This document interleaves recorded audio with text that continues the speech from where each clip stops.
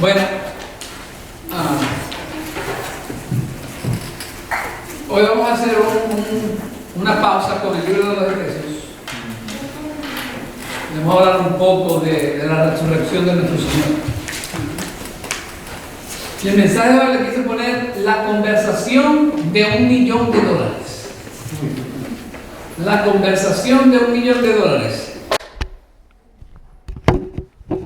La pregunta de $1.000.000 es una forma coloquial de decir que se trata de una pregunta clave o crucial que necesita una respuesta correcta para avanzar o resolver un problema. ¿Ustedes han escuchado esa expresión? La pregunta de $1.000.000. Bueno, yo quiero aplicar esto a mi sermón de hoy, porque es una conversación que se lleva a cabo alrededor de la resurrección de nuestro Señor Jesús. Y a manera de contexto me gustaría leer Lucas 24 del 1 al 12. Manuel leyó del 17 al 27. Pero en el primer día de la semana, al rayar el alba, o sea, bien temprano, y en domingo, vinieron al sepulcro trayendo las especias aromáticas que habían preparado. Está hablando de las mujeres. Encontraron que la piedra había sido removida del sepulcro. Y cuando entraron no hallaron el cuerpo del Señor Jesús. Aconteció que estando ellas perplejas por esto, de pronto se pusieron junto a ellas 2 varones en vestiduras resplandecientes. Estando ellas aterrorizadas e inclinados sus rostros a tierra, ellos les dijeron: ¿por qué buscan entre los muertos al que vive? No está aquí, sino que ha resucitado. Acuérdense cómo les habló cuando estaba aún en Galilea, diciendo que el Hijo del Hombre debía ser entregado en manos de hombres pecadores y ser crucificado y al tercer día resucitar. Entonces ellas se acordaron de sus palabras y regresando del sepulcro anunciaron todas estas cosas a los 11 apóstoles y a todos los demás. Eran María Magdalena y Juana y María, la madre de Jacob. También las demás mujeres con ellas decían estas cosas a los apóstoles. A ellas estas palabras les parecieron como disparates a los apóstoles y no las creyeron. Pero Pedro se levantó y corrió al sepulcro, inclinándose para mirar adentro, vio solo las envolturas de lino y se fue a su casa maravillado de lo que había acontecido. Ahora, esta conversación de $1.000.000 sucede el mismo día que el Señor Jesucristo resucitó. ¿Ok? Amén. Lucas 24, del 13 al 16 dice: aquel mismo día, 2 de los discípulos iban a una aldea llamada Emaús, que estaba como a 11 kilómetros de Jerusalén. Conversaban entre sí acerca de todas estas cosas que habían acontecido, y mientras conversaban y discutían, Jesús mismo se acercó y caminaba con ellos, pero sus ojos estaban velados para que no le conocieran. Y esa palabra velados significa que el Señor mismo les veló los ojos para que no los vieran. Esa es la intención allí. Entonces yo quiero enfocarme en 3 puntos que tienen que ver con esta conversación. Esta conversación nos revela 3 cosas. Bueno, antes de empezar, déjenme decirle esto. La conversación comienza con el Señor en el versículo 17, que dice: y Él le dijo, ¿qué discusiones son estas que tienen ustedes mientras van andando? O sea, que el Señor empezó la conversación. Y Cleofas le responde con otra pregunta. ¿Cuántas veces ustedes le responden a la gente con otra pregunta? El Señor, en el 24 al 18 dice: ¿eres tú el único visitante de Jerusalén que no sabe las cosas que en ella han acontecido en estos días? Imagínense, le están preguntando al Señor sin saberlo, al que lo sabe todo, le están diciendo como que tú no sabes nada. Entonces, esta conversación nos revela 3 cosas. La primera de ellas es lo que ellos sabían de Jesús. Cleofas y su compañero, lo que ellos sabían de Jesús. Eso está del 19 al 20 y del 22 al 24. Vamos a leer esos versículos.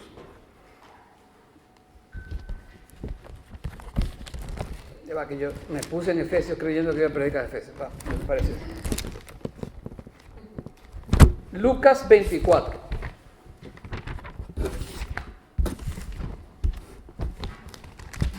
Y vamos a leer del 19 al 20.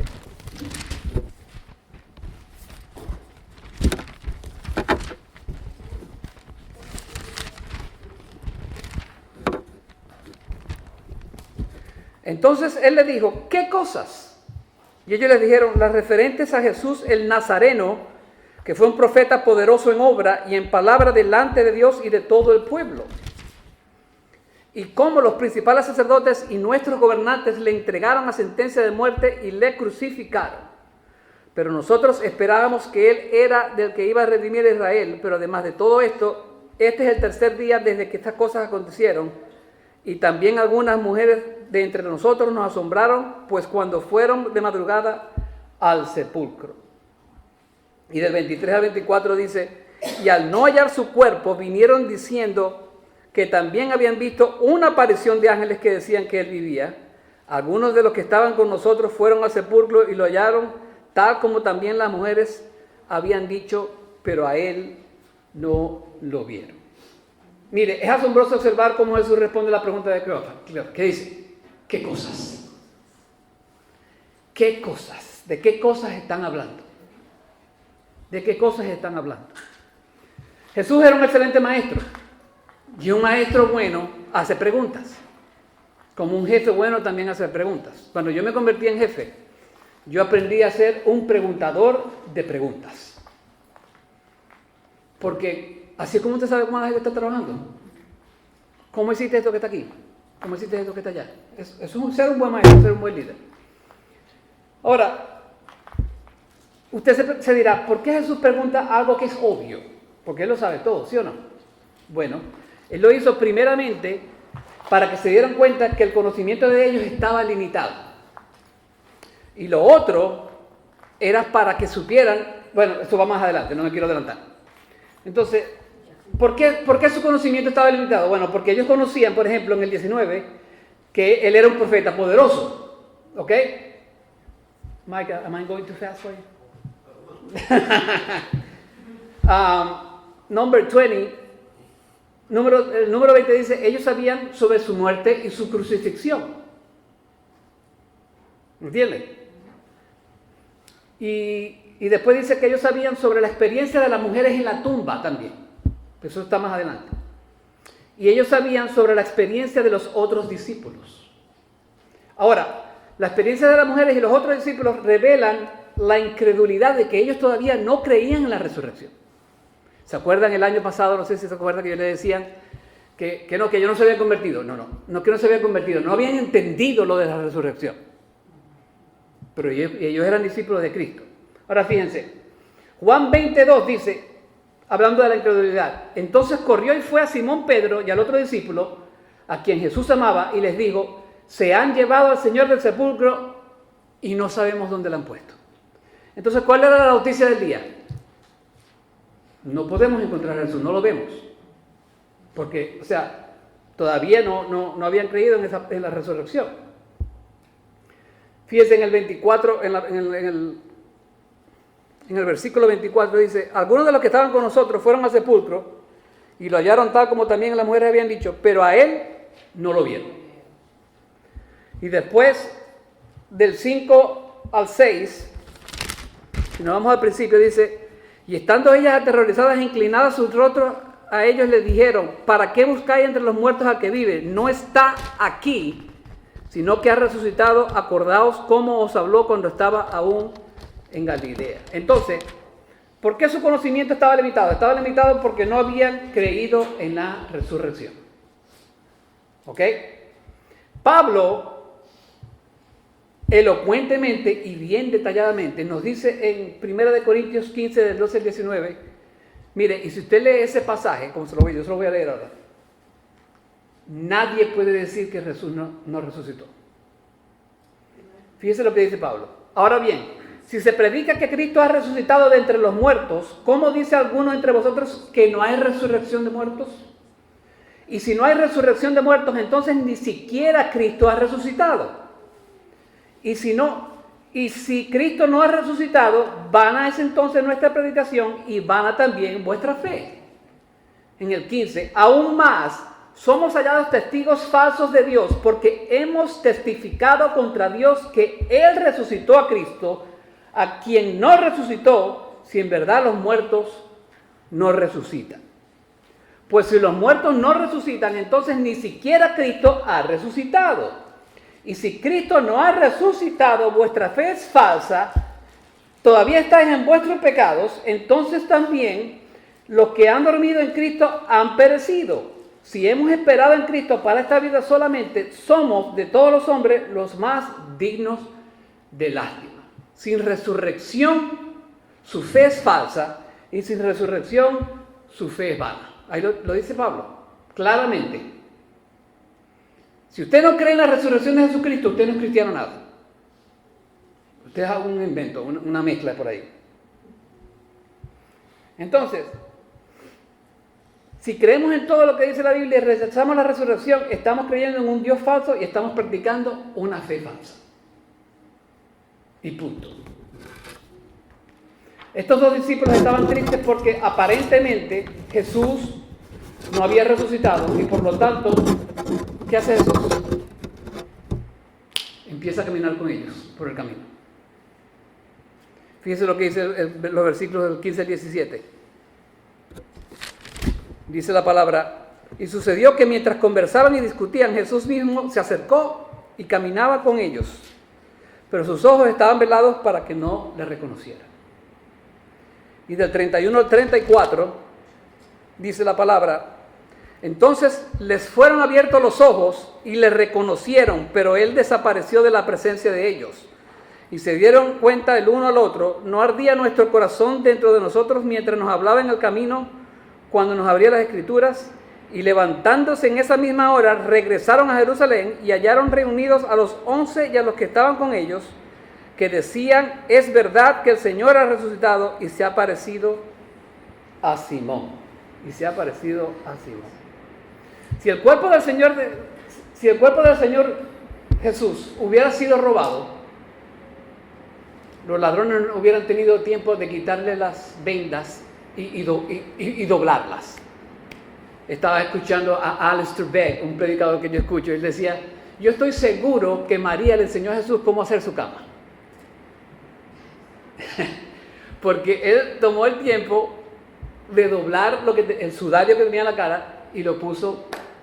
Eso es un chiste, pero es posible que María le enseñó a hacer la cama, ¿sí o no? Bueno, entonces eso es lo primero. Nos revela lo que ellos conocían. Lo segundo que nos da esta conversación es que nos revela lo que ellos esperaban de Jesús. Mira, hay un autor que se llama David Gooding, que él resume esto en estas palabras: la muerte y la resurrección no forman parte de su concepto del oficio y el programa del Mesías, razón por la cual no habían asimilado realmente lo que Jesús había dicho sobre su muerte venidera. Esperaban un Mesías que rompiera la dominación imperialista de los romanos por la fuerza de las armas, no un Mesías que se dejara capturar por las autoridades judías, se entregara a los romanos y que fuera crucificado antes siquiera de comenzar a organizar operaciones guerrilleras. Levantamientos populares o guerra abierta. ¿De qué servía si el Antiguo Testamento profetizaba un libertador que no moriría, sino que triunfaría? Jesús ya estaba descalificado por haber muerto. Después de eso, hablar de la resurrección era irrelevante, porque creían que Jesús iba como un comandante general.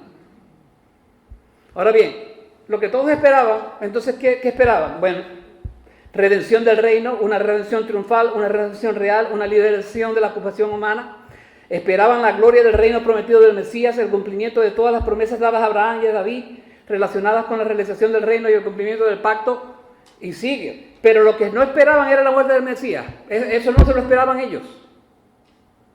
Por eso es que muchos interpretan mal el capítulo 53 de Isaías, porque los judíos no esperaban un Mesías de esa manera.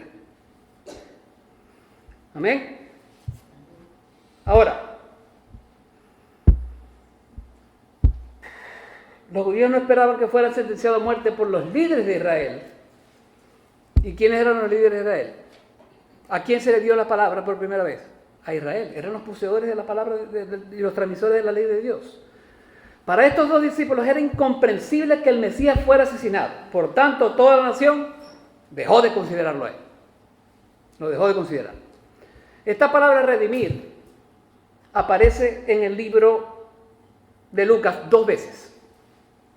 Aquí y en el capítulo 1, que está en forma sustantiva. Ahora fíjense esto.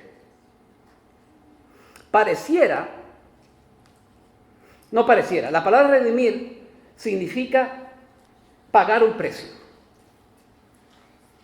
¿Ok? Pagar un precio. Cristo pagó la pena de pecado por nosotros, ¿sí o no?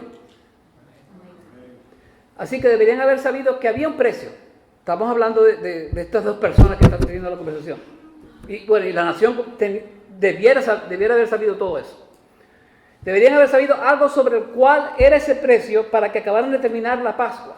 Y todos sabían que en el día de la Pascua, como sacrificio, se ofrecía animal cuya vida se daba como precio del perdón. ¿Sí o no?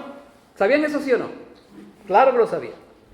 Deberían haber comprendido el precio del perdón, pero no entendieron que el sacrificio del Mesías era necesario. El capítulo 53 de Isaías.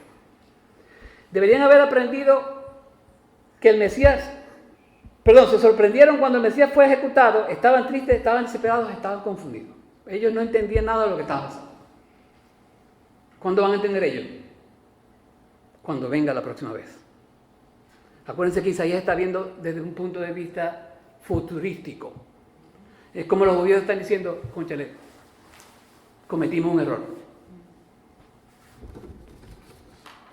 Ahora, observe la segunda parte del versículo 21. Dice, pero además de todo esto, este es el tercer día desde que estas cosas acontecieron. Como hicieron, Jesús me dijo que iba a resucitar el tercer día. Y las mujeres vieron la tumba abierta, ¿a qué hora? Bien en la mañana. Y eso estaba sucediendo casi en la tarde. Ya el día casi se estaba terminando. Y estaban desilusionados. Pero el Señor nos mintió. No. ¿Qué pasó aquí? ¿Qué pasó? Entonces, ¿qué quiere decir esto? Cleofas y sus compañeros sabían que Jesús había dicho que Él resucitaría el tercer día de entre los muertos, pero ya el día se estaba acabando, yo se lo acabo de decir. Estaban desconcertados, estaban tristes. Esperaban un rey conquistador inmediato, pero recibieron un siervo del Señor dispuesto a morir por los pecados de este mundo. No se lo esperaban.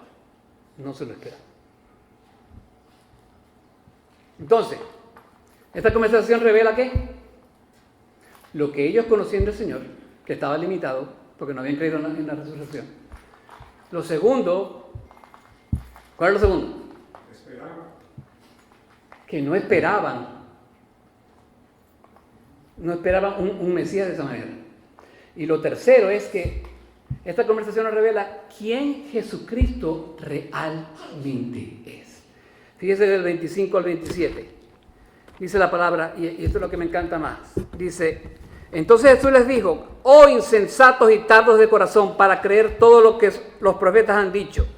¿No era necesario que Cristo padeciera todas estas cosas y entrara en su gloria? Y comenzando por Moisés y continuando con todos los profetas, les explicó lo referente a él en todas las escrituras. Bueno, primero que todo, el Señor les da como que una especie de reprimenda rapidito allí. Fíjese lo que dice el 25. Entonces, oh insensatos y tardos de corazón. Como diciendo, ¿por qué no creíste? Está como Tomás. Te quiero ver las llagas de las manos y meterle el dedo ahí para poder creer. ¿Cuántas veces el Señor nos tiene que reprender para que creamos todo lo que Él nos dice en su palabra? ¿Cuántas? Muchas veces. Una cuanta. ¿Será que a veces nos tiene que enviar ángeles para que finalmente creamos lo que Él nos está diciendo? A mí me lo ha hecho. No sé a usted. Mire, esta palabra explicar es la palabra diermenúo, que está compuesta por di, que significa minuciosamente, y hermenúo, que significa explicar, de donde viene la palabra hermenéutica. ¿Y qué es la hermenéutica? Es lo que usted utiliza para interpretar correctamente las escrituras. O sea que el Señor empezó por Moisés y por todos los profetas y les explicó todo lo concerniente a Él. Ahora fíjense bien, esa palabra todo no está en todo lo concerniente. Vamos a leerlo. En el 27 dice, y comenzando por Moisés y continuando con todos los profetas, la explicación, lo referente a él en todas las escrituras. ¿Y qué escrituras tenía Jesús en ese entonces? Tenía desde Génesis hasta Malaquías. Yo creo, como el todo no está en todo lo referente a él, dice lo referente, yo creo que él fue libro por libro explicándoles parte de lo que era concerniente a él en esos libros, y que fue tan grande esa clase magistral que ellos pudieron, no sentiste en el corazón cuando nos estaba hablando el Señor. Mire, y caminar 7 millas era como 2 horas. O sea que el Señor tuvo tiempo para hacer eso. O sea, el Señor le dio una clase magistral. ¿Cuántos de ustedes no quisieran estar en los pies de esos dos discípulos? Aleluya. Mire, yo no me puedo imaginar cómo fue esa clase, pero me lo puedo suponer, porque aquí no nos dice qué Jesús enseñó. Pero fíjense, podría haber comenzado en Génesis 3:15 y preguntarle, ¿no saben que yo soy la simiente herida de la mujer que aplasta la cabeza de la serpiente? Mire, pudiera haber comenzado quedarse ahí en el 3 y decir, yo soy la verdadera y única cobertura de la culpa del pecador, representada en la cobertura de las pieles provistas por Dios al precio de la muerte de un sustituto inocente. Le pudo haber dicho eso.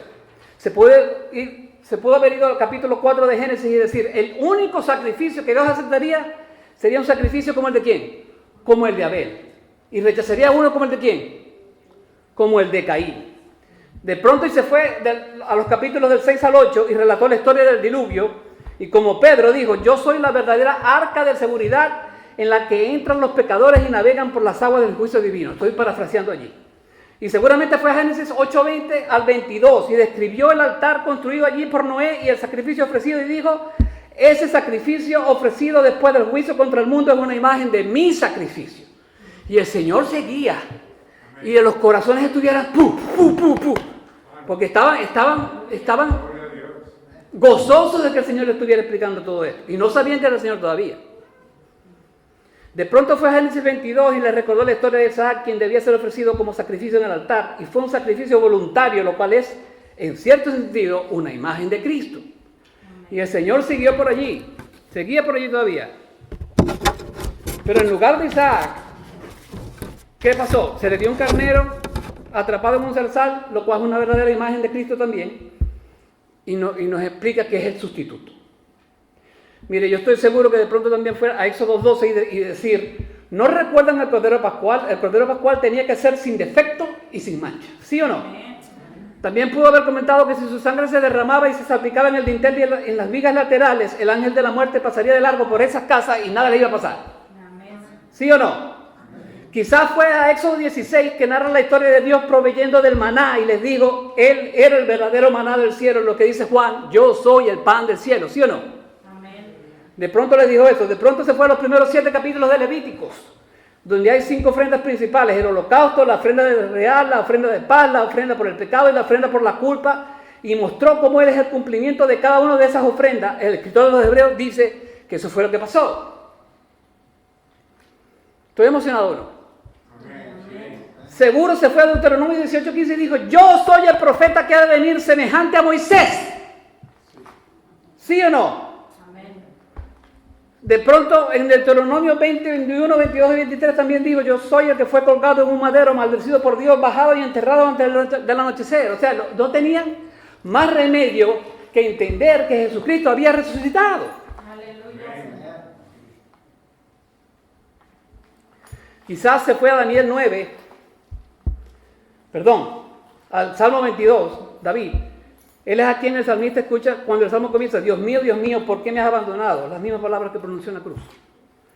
Quizás fue a Daniel 9 y le reiteró la maravillosa profecía de las 79 semanas de años, 69 veces 7, que sumadas a los años transcurridos entre el decreto de Artajerjes para reconstruir el templo y la llegada del Mesías, sumarán 69 semanas de años. Si calculamos eso, la fecha exacta fue el 9 de Nisan del año 30 después de Cristo, ese día lunes en que Jesús enterró en Jerusalén. Jesús era un maestro por excelencia. Quizás fue a Zacarías 12:10 y le recordó que Zacarías había dicho: un día Israel mirará a aquel a quien traspasaron. Fueron ellos quienes realmente traspasaron a Jesús, aunque la lanza estaba en manos de un soldado romano. Quizás Jesús había comenzado en el versículo 13 del capítulo 52. He aquí mi siervo. Mi siervo es una identificación técnica del Mesías a lo largo de esta sección de Isaías. He aquí mi siervo prosperará, será exaltado, enaltecido y muy exaltado. Con muchos se asombrarán de ti, pueblo mío. Así fue desfigurada su apariencia y su forma, más que los hijos de los hombres. Isaías dijo que este magnífico y exaltado Mesías sería desfigurado. ¿Sí o no? Y luego en el capítulo 53, donde en el versículo 2 dice: no tenía hermosura, forma ni majestad para que lo miráramos. Su apariencia no nos atraía, fue despreciado, abandonado por los hombres, varón de dolores, experimentado en quebranto. Jesús puede haber tomado un sinnúmero de maneras de explicar todo lo referente a la Escritura. No sabemos cuáles fueron, pero esa es una probabilidad. Yo creo, por esa palabra todo allí, que él fue de libro en libro, explicándole algo de lo concerniente a él. Amén.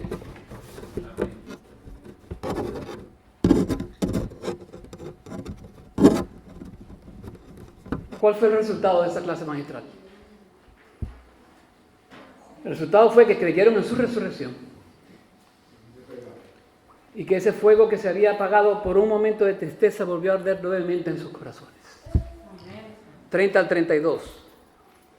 Y sucedió que al sentarse a la mesa con ellos, tomó pan y los bendijo y partiéndolo les dio.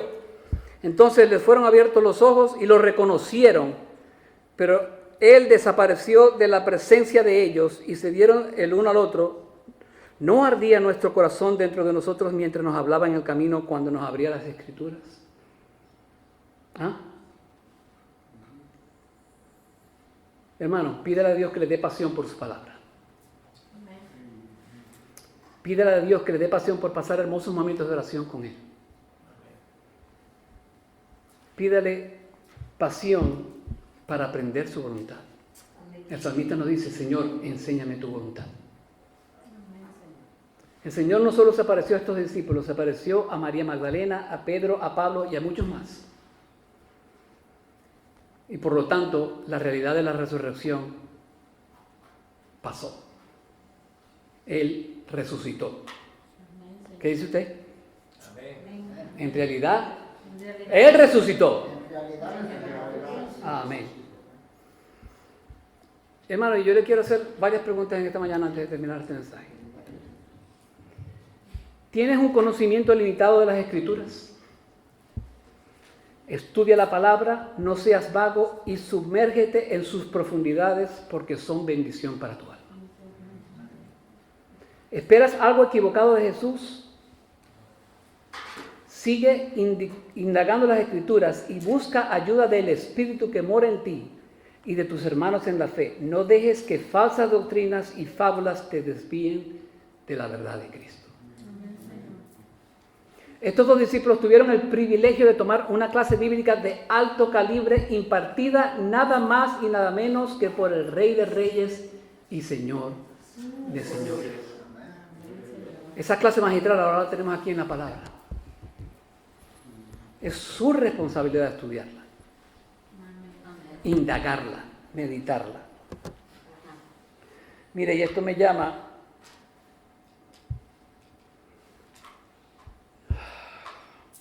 Yo escribí aquí: nuestro Señor no está en su cuerpo, no está en cuerpo y en sangre con nosotros, pero su Espíritu reside en nosotros y su enseñanza está en todas las páginas de la Biblia que usted tiene en su mano.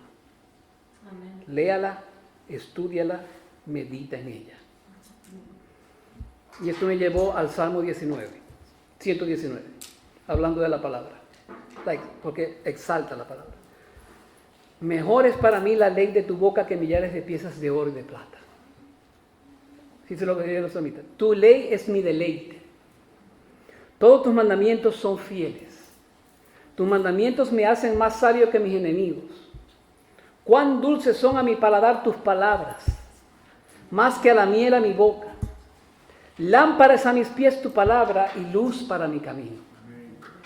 Maravillosos son tus testimonios porque los guarda mi alma. La exposición de tus palabras imparte luz, da entendimiento a los sencillos.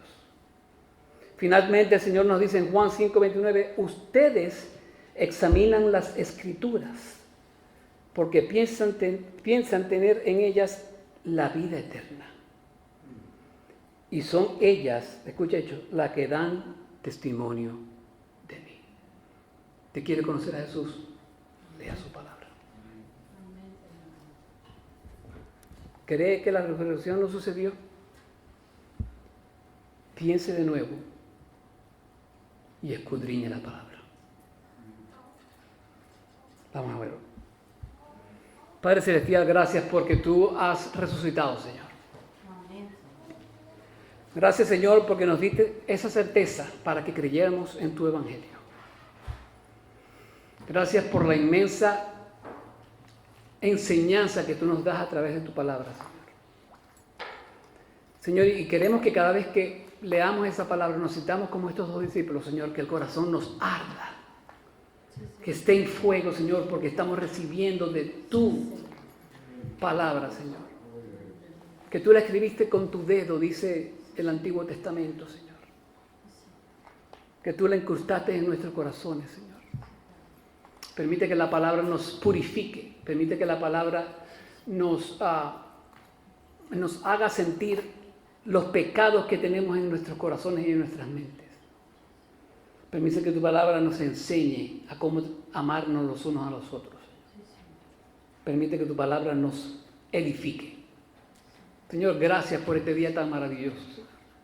Gracias por tu salvación. Gracias por tu crucifixión. Gracias por tu resurrección. Gracias, Padre. Danos poder en este día y bendícenos. En el nombre de tu Hijo Jesús. Amén.